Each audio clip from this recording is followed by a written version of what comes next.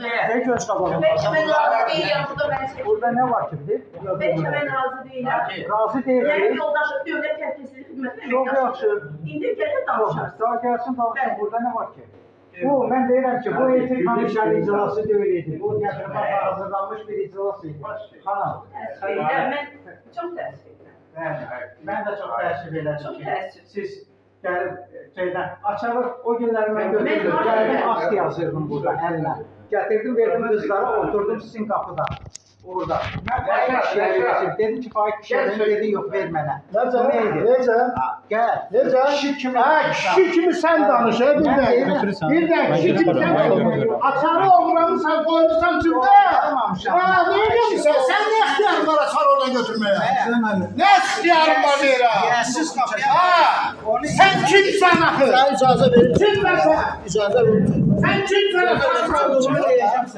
Atomu çekersen atomu gel orada çek. Kırma, kırma, dayan açacağım.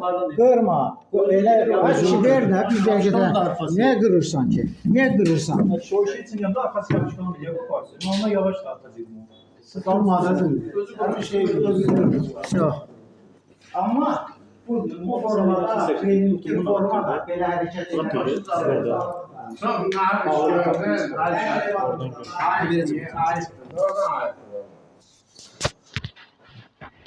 Açarı gətirdim.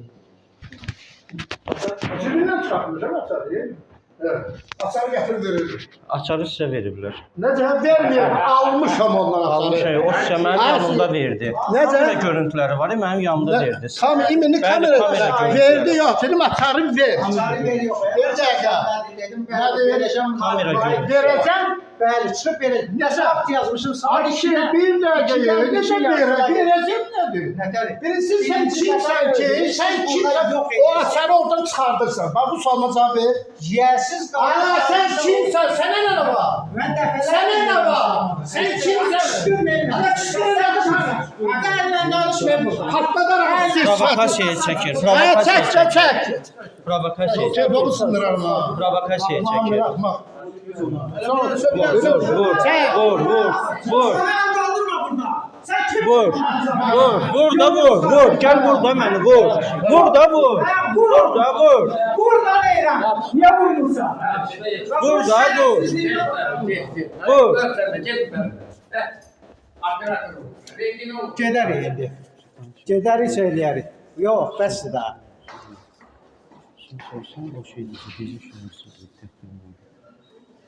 Oho. O. Gördün mü?